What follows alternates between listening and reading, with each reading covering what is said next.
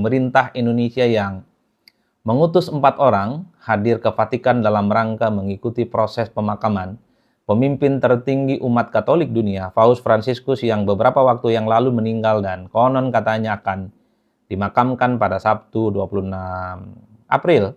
Secara officially, pemerintah sudah mengumumkan 4 orang ini adalah Jokowi, mantan Presiden Republik Indonesia. Yang kedua itu adalah Natalius Pigai, saat ini adalah Menteri HAM. Yang ketiga itu Wakil Menteri Keuangan Budi Dwi Wandono. Yang keempat itu adalah mantan Menteri Perhubungan era Jokowi, Pak Ignatius Jonan. Jadi ini yang kemudian saya tertarik untuk bicara karena memang sehari 2 hari ini begitu banyak kawan-kawan bertanya soal apa yang sebenarnya membuat relevansi pemerintah Indonesia khususnya menunjuk dan kemudian mengutus Jokowi menjadi bagian segala sesuatu yang harus hadir ke Vatikan. Pertama, harus kita akui, kalau saya hitung rata-rata secara umum, segala sesuatu yang terkait dengan Jokowi, pernyataannya, sikap politiknya, manuver-manuver politiknya, sampai hari ini itu selalu menimbulkan perdebatan, bahkan menimbulkan kontroversi yang tidak berkesudahan. Bukan hanya serangan-serangan agresif yang terus mengalir ke Jokowi, bahkan ketika Jokowi misalnya diutus untuk hadir ke Vatikan, itu kan juga menimbulkan pertanyaan-pertanyaan signifikan. Di antara 4 nama ini, tentu the one and only, yang paling banyak diperdebatkan, yang paling banyak diperbincangkan. Sebenarnya apa sih pemerintah Indonesia itu penting dan urgensinya mengutus Jokowi ke Vatikan? Kok kayak nggak ada orang lain? Itu adalah pertanyaan-pertanyaan yang paling saya dengar dari kawan-kawan media.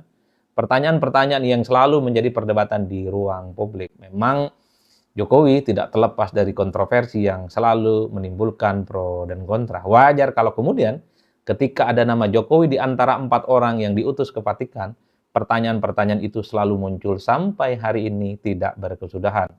Jadi sebenarnya pemerintah itu apa urgensinya, apa pentingnya, kenapa harus Jokowi di situ yang diutus, bukan yang lain. Itu yang pertama. Nah, yang kedua, inilah yang kemudian membuat begitu banyak pihak yang sebenarnya sudah mulai speak up terkait dengan Jokowi yang juga diutus ke Vatikan. Misalnya kita cek, politisi PDIP Arya Bima mengatakan bahwa, kata Arya Bima, tentu dia tidak punya kapasitas untuk menolak ataupun setuju pro dan kontra. Tapi kata Arya Bima, kalau masih belum diputuskan, kenapa bukan Wapres saja yang sebenarnya harus diutus ke sana? Bukankah Wakil Presiden Republik Indonesia, Mas Gibran Rakabuming Raka, adalah sosok yang jauh lebih representatif?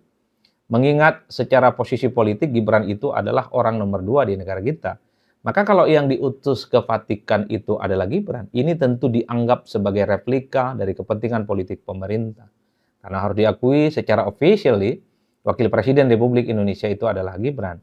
Kata Arya Bima, politisi PDIP ini, kalau memang belum diputuskan secara resmi oleh pemerintah, alangkah lebih baiknya kalau yang dipertimbangkan adalah Wapres yang kemudian maju ataupun disorongkan untuk hadir ke Vatikan. Tapi kata Arya Bima, kalau memang sudah menjadi keputusan, ya tentu siapapun tidak bisa menolak itu. Karena pastinya pemerintah sudah punya argumen rasional, sehingga nama Jokowi yang juga harus disertakan hadir ke Vatikan. Kemudian misalnya pernyataan dari Kiai Ma'ruf Amin. Kata Kiai Ma'ruf Amin, tentu bagus malah. Kalau ada mantan Presiden Republik Indonesia seperti Jokowi, diutus oleh pemerintah atas nama negara, untuk hadir dalam proses pemakaman Paus Fransiskus di Vatikan. Ada simbiosis mutualisme, pemerintah sangat menghargai pemimpin terdahulu, dan Pak Jokowi juga ketika diminta itu juga bersedia hadir. Kata Kiai Ma'ruf Amin, ini adalah sesuatu yang positif dan bentuk kepercayaan dari kekuasaan dan pemerintah kepada presiden-presiden terdahulu, tentunya sebagai bagian untuk berkontribusi bagaimana membangun kohesivitas dan hubungan internasional. Kiai Ma'ruf Amin tentu memberikan respon yang cukup positif. Karena bagi Kiai Ma'ruf Amin adalah hak prerogatif pemerintah ketika mengutus dan menunjuk seseorang untuk hadir dalam acara apapun di dunia internasional. Tidak berhenti di situ, ada Direktur Eksekutif para sindikat, kalau tidak salah, justru mempertanyakan apa relevansi dan bahkan bisa saja ini menjadi keputusan politik yang blunder dari pemerintah ketika mengutus Jokowi hadir ke Vatikan. Karena kata para sindikat ini, Jokowi itu dikaitkan dengan persoalan moralitas dan etika, termasuk juga OCRP dan seterusnya dan seterusnya. Di dunia internasional, persoalan persepsi terkait dengan etika itu jauh lebih kuat dibandingkan dengan fakta-fakta politik apapun. Jadi wajar kalau kemudian Direktur Eksekutif para sindikat ini mengatakan ini bisa menjadi sebagai sebuah keputusan politik yang blunder jika kemudian Jokowi yang harus diutus menjadi bagian salah satu yang harus hadir ke Vatikan. Wow, ini adalah perdebatan-perdebatan yang menurut saya cukup luar biasa. Ya tentu ada pro dan kontra, ada yang mendukung, ada yang menolak dan mempertanyakan. Karena bagi saya memang kalau kita hitung satu persatu, argumen-argumen soal kenapa Jokowi yang harus diutus ke Vatikan per hari ini, itu sebenarnya belum terkonfirmasi dibandingkan dengan 3 nama yang lain. Nah inilah yang ketiga. Kalau kita bandingkan dengan 3 nama yang lain, argumen soal Jokowi turut serta ke Vatikan, saya kira per hari ini memang belum terkonfirmasi. Misalnya kalau kita menghitung satu persatu, kenapa misalnya yang diutus itu Natalius Pigai? Ya tentu Pigai itu adalah menterinya Prabowo Subianto.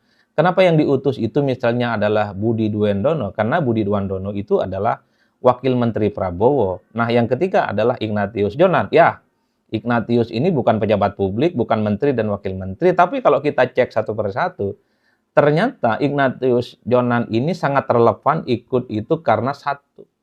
Ignatius Jonan itu adalah orang yang kemudian menjadi ketua pelaksana ketika Paus Fransiskus beberapa waktu yang lalu berkunjung ke Indonesia. Jonan inilah yang kemudian dipercaya oleh pemerintah sebagai ketua pelaksana bagaimana proses penyambutan dan kunjungan-kunjungan Paus Fransiskus dengan sejumlah petinggi dan elit-elit kunci di negara kita. Itulah yang kemudian membuat publik mengkonfirmasi ketika ada Jonan di situ ikut serta ke Vatikan, oh ini rasional. Ada pertalian korespondensi yang tidak bisa dihilangkan karena Jonan adalah sosok yang dinilai punya kontribusi terkait dengan penyambutan Paus Fransiskus waktu datang ke Indonesia. Tibalah kemudian pertanyaan dengan Pak Jokowi. Apa sebenarnya argumen yang kemudian membuat Jokowi itu turut serta harus diutus ke Vatikan? Saya pun sebenarnya tidak punya jawaban. Bisa saja jawaban apapun itu bisa dimunculkan oleh publik. Saya sehari 2 hari ini merenung kira-kira apa argumentasinya. Tibalah saatnya saya itu ditanya oleh kawan-kawan media.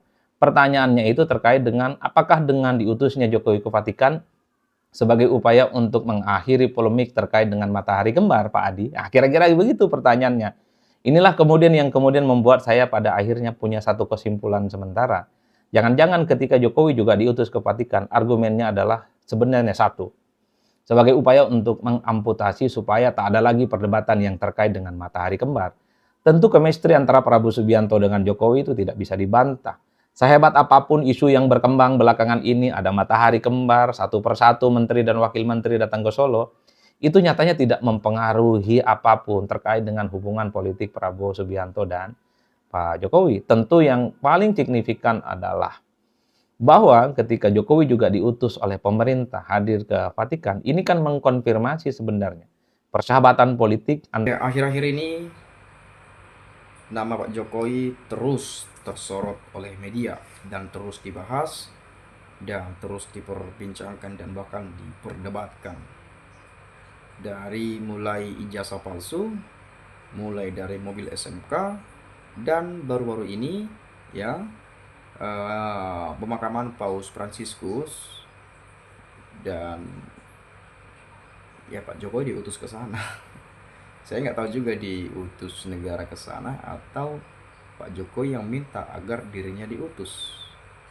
Ya mungkin secara pengalaman Pak Jokowi sudah pernah jadi presiden 10 tahun. Mungkin ya banyak kolega-koleganya yang dia kenal di sana, atau mungkin ya udah ngerti lah urusan internasional gitu ya, atau pergi ke negara-negara lain gitu ya, udah paham lah karena sudah terbiasa juga. Yang jadi pertanyaannya, memang harus Pak Jokowi diutus ke sana? Kenapa bukan Gibran? Nah, itu kan pertanyaan banyak juga tuh. Dan Pak Jokowi kenapa mau diutus? Bukankah dirinya pernah menyebut bakal balik ke Solo, ngomong cucu dan sebagainya? Tapi terlihat aktif.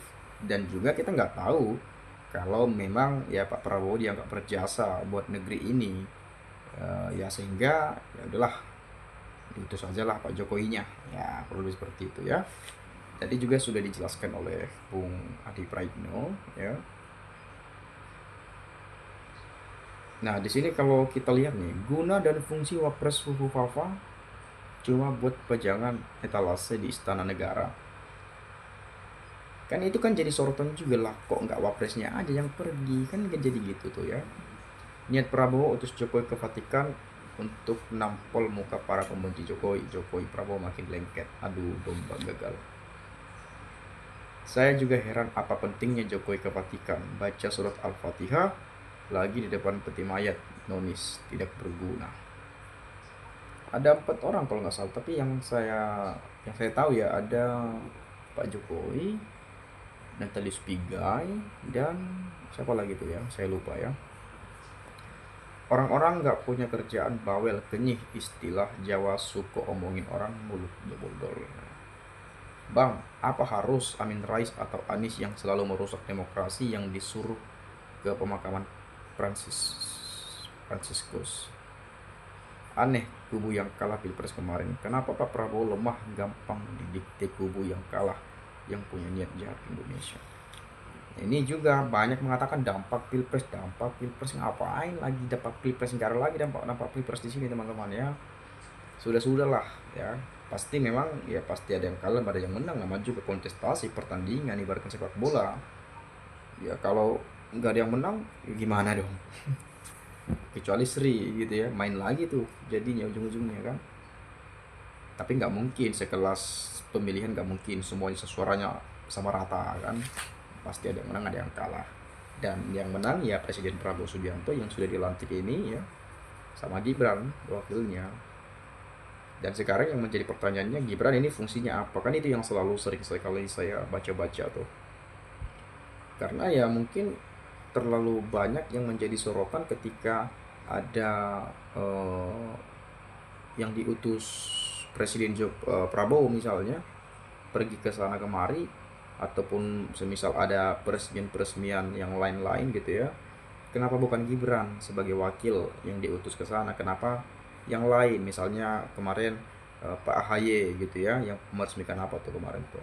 Lalu kemudian ya contoh kecilnya lah Paus Fransiskus. Kenapa Jokowi yang diutus? Kenapa bukan Gibran gitu ya? Atau Gibran masih sibuk di Indonesia, kita nggak tahu juga ya. Atau Gibran diragukan untuk ke sana, kita nggak tahu juga ya. Kemudian mungkin kalau wapres yang diutus lebih takut lagi jadi memalukan karena bahasa Inggrisnya belum mahir, bisa tambah pelangap longo. Wajar sekali ada pro kontra dengan Jokowi. Secara real memang ini pemerintahan periode ketiga Jokowi, cuma melalui tangan Prabowo dan Gibran. Prabowo merasa berhutang budi sama Jokowi karena dibantu jadi presiden. Nah, apakah Jokowi merasa berhutang budi juga secara moral terhadap Hasto yang hampir selama 23 tahun membesarkannya hingga mencapai karir politik tertingginya? Dulu saat Jokowi dimusuhi, dicaci maki, dibully oleh lawan-lawan politiknya seperti Golkar, PAN, Gerindra, PKS, ormas-ormas seperti FPI, dan lain-lain. Hasto CS lah yang mengcounternya. Ya begitulah kepentingan politik, pro dan kontra pasti ada. Ya makanya kalau dibilang PDIP pasti kecewa banget, marah banget kepada Pak Jokowi, ya kecewa banget. Ya, bagaimana karir politik Pak Jokowi kan dibangun dari PDIP, ya. Tapi ya itu tadi dia nanti ya, memang politik ini ya, ngeri-ngeri sedap gitu ya. Ada kalanya kawan jadi lawan, ada kalanya lawan jadi kawan gitu ya. Jadi ya kita lah sebagai masyarakat yang pintar-pintar, kita lah teman-teman menilai ya. Apalagi kita sebagai rakyat Indonesia ya jangan terlalu ambil pusing juga lah dengan kondisi dan situasi saat ini ya. Yang kita penting adalah bagaimana kita bisa makan ya, bagaimana kita bisa kerja, mencukupi kebutuhan rumah tangga dan sebagainya. Ya meskipun memang ya di Indonesia sangat sulit untuk mendapatkan pekerjaan, karena ya lapangan pekerjaannya pun ya saya sebut bisa terbatas karena melihat banyak jumlah penduduk Indonesia. Setiap tahun sarjana muncul tamatan SMA, SMK, SMU, dan lain sebagainya. Padahal mereka yang lulusan ini pasti cari kerja, jadi persaingan itu semakin tinggi ya. Dan negara kita sebesar ini tetap menjadi negara berkembang, ya nggak maju-maju. Ya gimana mau maju, koruptornya masih banyak, mafianya masih banyak ya. Padahal kita bayar pajak. Nah kan mau gimana lagi gitu misalnya ya, masih ada orang yang bicara ini itu diperdebatkan, dibahas, ya, masuk televisi. Padahal negara-negara lain udah memikirkan inovasi ke depan, perkembangan ke depan, bagaimana buat ini itu dan lain-lain, teknologi dan lain sebagainya. Di Indonesia masih ribut-ribut tuh, ijazah, ijazah asli atau palsu nih. Ini asli, palsu, palsu itu gitu ya. Belum lagi masalah yang lain-lain, ini banyak sekali persoalan-persoalan dan kasus-kasus yang dihadapi, ya, yang kita dengarkan juga. Tapi kita percaya Presiden Prabowo Subianto tentu terfokus bagaimana mengurus Indonesia ya dengan baik dan benar, ya, agar ke depan ya cita-cita beliau sebagai presiden terwujud, yaitu ya untuk membuat Indonesia jauh lebih baik dan bisa berdiri di kaki sendiri, ya, dan kemudian memberantas para korupsi, ya, para koruptor dan lain sebagainya, dan bagaimana menjalankan program-program yang sudah disampaikan pada saat kampanye dan lain sebagainya, yaitu saya yakin beliau fokus juga ke sana, meskipun banyak sekali ya mungkin cibiran-cibiran ataupun mungkin isu-isu publik atau opini-opini publik dan seterusnya, ya. Kita juga tetap mendukung pemerintahan ini, kita support juga, tapi ya kalau ada yang kita lihat agak sedikit berbelok ya kita kritik juga. Itulah gunanya kita teman-teman ya, sebagai rakyat Indonesia, sebagai pengamat politik, ya, memberikan ya semacam notifikasi lah kepada pemerintahan saat ini, ya. Oh ini loh, gitu. Oh jangan seperti itu loh, rakyat nggak suka dan lain-lain. Akan itu menjadi notifikasi agar pemerintahan ini dapat mengevaluasi untuk memperbaiki langkah yang lebih baik ke depan. Seperti itu ya. Mungkin dari saya itu saja. Kalau Anda punya pendapat lain, silakan sampaikan pada video ini. Sekali lagi saya ucapkan terima kasih, salam, dan sampai jumpa.